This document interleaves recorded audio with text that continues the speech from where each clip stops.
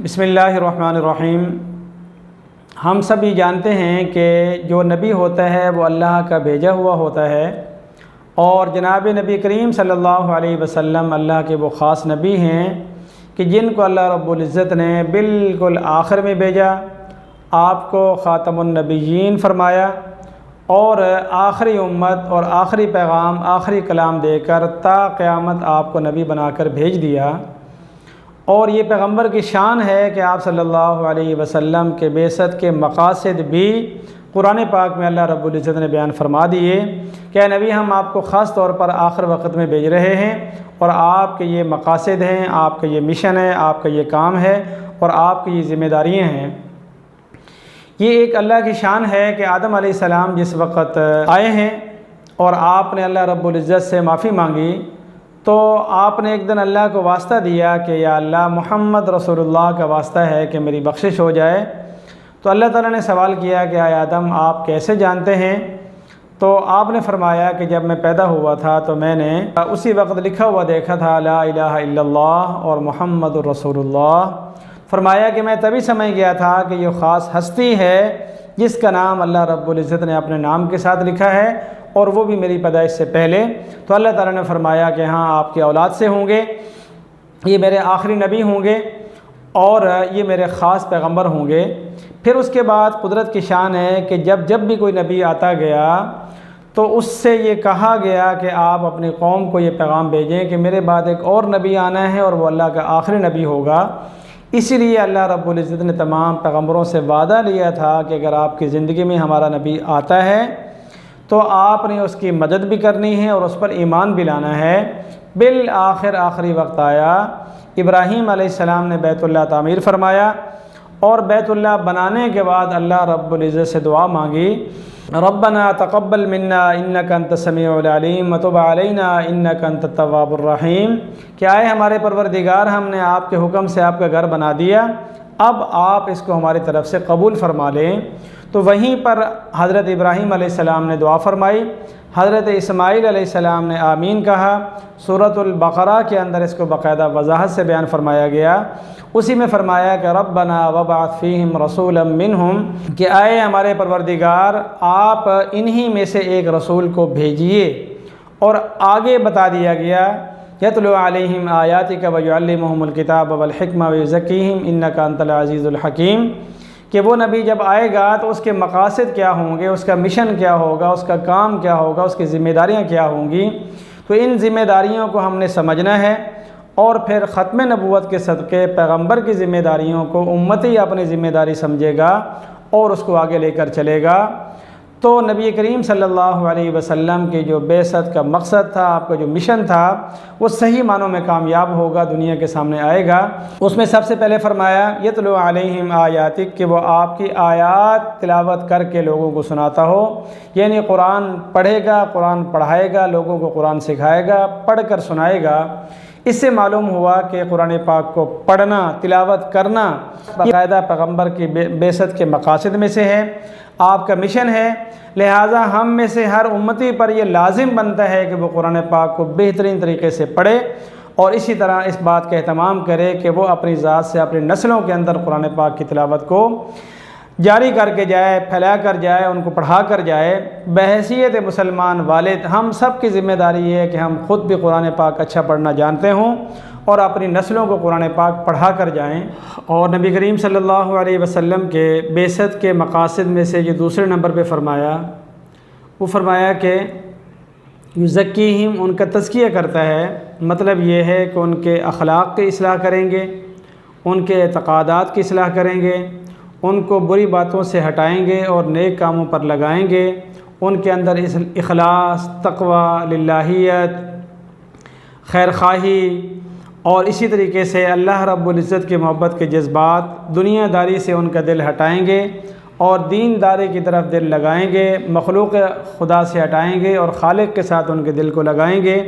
उनके दिल का और नफ्स का तज़किया करेंगे, दिल उनका साफ़ हो जाएगा, शफ़ाफ़ हो जाएगा। उसके अंदर अल्लाह रब्बुल इज़्ज़त की मारिफत, अल्लाह रब्बुल इज़्ज़त की मोहब्बत और अल्लाह रब्बुल इज़्ज़त की तरफ से उलूम और मारिफ़ आएंगे और साफ़ शफ़ाफ़ दिल के साथ वो आमाल करेंगे, किरदार करेंगे, लोगों के साथ मामलात करेंगे। तो तज़किया जो है वो नबी करीम सल्लल्लाहु अलैहि वसल्लम के बेसत के मकासद में से दूसरा बड़ा मकसद है। इस मकसद को बजा लाने के लिए, पूरा करने के लिए पैगम्बर अलैहिस्सलाम ने सारी ज़िंदगी सहाबा कराम को सिखाया, पढ़ाया, समझाया और मुख्तलिफ़ माहौल और हालात से, मिजाज से उनको हटाकर एक तरीक़े पर चलाया। और आगे सहाबा कराम रज़ी अल्लाह अन्हुम अजमाइन ने भी बाकी लोगों तक पहुँच कर उनका तज़किया किया, उनके अक़ायद की इस्लाह की, उनके आमाल की इस्लाह की, उनके दिल की इस्लाह की और उनको सीधे रास्ते पर चलाया और लगाया। जैसे कहा गया है कि ख़ुद न थे जो राह पर औरों के हादी बन गए, क्या वो नज़र थी जिसने मुर्दों को मसीहा कर दिया। तो वो मुर्दा थे लेकिन बाद में वो मसीहा हो गए, लोगों को अच्छी ज़िंदगी देने वाले बन गए। इस मकसद बेसत के पेश नज़र हमारा जो फ़र्ज़ बनता है, हमारी जो ज़िम्मेदारी बनती है, वो है औलिया कराम के साथ अपने आप को शामिल करना। कुरान पाक में अल्लाह ताला ने फरमाया, या अय्युहल्लज़ीना आमनुत्तक़ुल्लाह वकूनू मअस-सादिक़ीन, ऐ ईमान वालो तुम तक़वा इख्तियार करो, वकूनू मअस-सादिक़ीन और सादिक़ और सच्चे नेक लोगों के साथ रह पड़ो, उनके साथ मिल जाओ। तो अब तज़किया नफ्स वाले तरीक़े पर अमल करने का ये हल है कि हर ज़माने में अल्लाह वाले होते हैं, हर इलाक़े में होते हैं और ता क़यामत अल्लाह वाले रहेंगे। और हम गुनाहगारों को हुक्म रहेगा कि हम अल्लाह वालों की सोबत में जाएं, उनकी मजलिस में बैठें, उनकी बात को सुने। इस वक्त जो हमारे माशरती बिगाड़ है उसका बहुत बड़ा सबब और वजह वो अल्लाह वालों से दूरी है। हम जिस खित्ते में बसते हैं यहाँ पर ईमान और आमाल जो आए वो औलिया कराम की मेहनत से आए, औलिया कराम की बरकत से आए, उनकी कोशिश से आए। और जब तक उम्मत मुस्लिमा औलिया कराम के साथ लगी रही, चिपटी रही, लिपटी रही, उनकी महफ़िलों में बैठती रही, उनके मजालिस में जाती रही और उनसे पूछ पर दीन पर अमल करती रही, तो वो एक बेहतरीन ज़माना, बेहतरीन दौर और बेहतरीन तरीक़ा था। जब हमने औलिया अल्लाह का दामन छोड़ा तो अब ना हम ख़ुद सुकून में हैं और ना हमारी औलादें राह रास्त पे हैं। तो इस मकसद पर अमल करने के लिए, इस मिशन को आगे बढ़ाने के लिए हमारे ज़िम्मा लाजिम बनता है कि हम अपने क़ुर्ब व जवार के अंदर औलिया कराम को तलाश करें, मुखलिसीन मुहिब्बीन को तलाश करें, औलिया कराम के पास जाएं, अपने आप को भी बिठाएं और अपनी औलादों को भी वहाँ पर बिठाएं, ताकि पैगम्बर अलैहिस्सलाम की बेइज्जत का जो दूसरा मकसद है, जो मिशन है, वो ज़िंदा रहे, ता क़यामत आबाद रहे और हमें उससे फ़ायदा होता रहे। तो पहले नंबर पर कुरान पाक की तिलावत और दूसरे नंबर पर है तज़किया नफ्स, तीसरे नंबर पर है हिकमत की तालीम, हिकमत सिखाना। ये पैगम्बर अलैहिस्सलाम के ख़ास तौर पर मकासद में से बताया गया है। अब ये हिकमत क्या है, कैसे सीखेंगे, कौन कौन सी चीज़ें हैं जो हिकमत के ज़ुमरे में आती हैं और उनके सीखना हमारे ज़िम्मा लाजिम बनता है। तो इस हवाले से अल्लामा आलूसी रहमतुल्लाह अलैह ने अपनी तफसीर के अंदर बड़ी तफसील के साथ बयान फरमाया। उसमें आपने फरमाया कि हिकमत का पहला उनसर, पहला दर्जा, पहली चीज़ जो उसके अंदर शामिल है वो है कुरान पाक के हक़ाइक़ और दक़ाइक़ को समझना। यानी कुरान पाक के अंदर गौर व फ़िक्र करके उसके अंदर हिकमत की बातें, दनाई की बातें, बारीक बातें, अल्लाह रब्बुल इज़्ज़त की मोहब्बत और मार्फत की बातों को जानना और समझना, ये है हिकमत का सीखना, हिकमत का सिखाना। चुनाचे पैगम्बर अलैहिस्सलाम पर जब कुरान पाक नाजिल हुआ तो आपने न सिर्फ़ कुरान पाक पढ़ के सुनाया, बल्कि सुनाया भी और सिखाया भी, याद भी करवाया, फिर समझाया भी।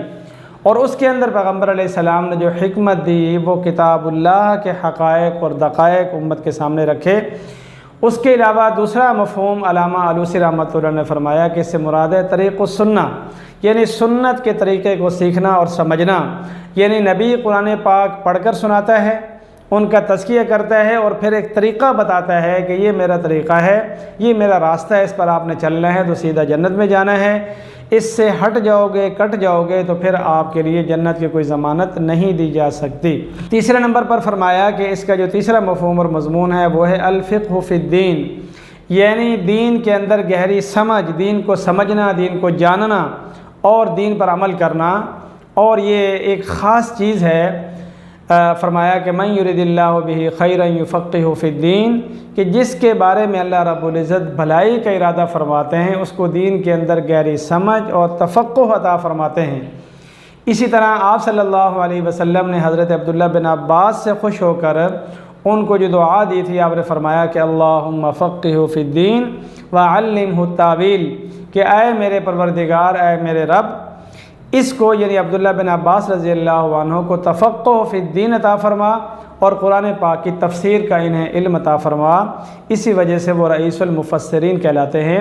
तो अल्लामा आलूसी रहमतुल्लाह अलैह ने फ़रमाया कि जो हिकमत सिखाना पैगम्बर का मिशन और मकसद है, उसका एक मतलब और मफ़हूम और माना ये भी है कि इससे मुराद है अल-फ़िक़्हु फ़िद्दीन, दीन के अंदर गहरी समझ। चौथे नंबर पर आपने फरमाया कि हिकमत का मज़मून और मफ़हूम ये भी है कि उन तमाम चीज़ों को सीखना और समझना जिससे नफ्स की तकमील होती हो, इंसान का दिल और दिमाग रोशन होता हो और उसका जो नफ्स अम्मारा है वो नफ्स लवामा बन जाए और उसके बाद नफ्स मुतमइन्ना बन जाए।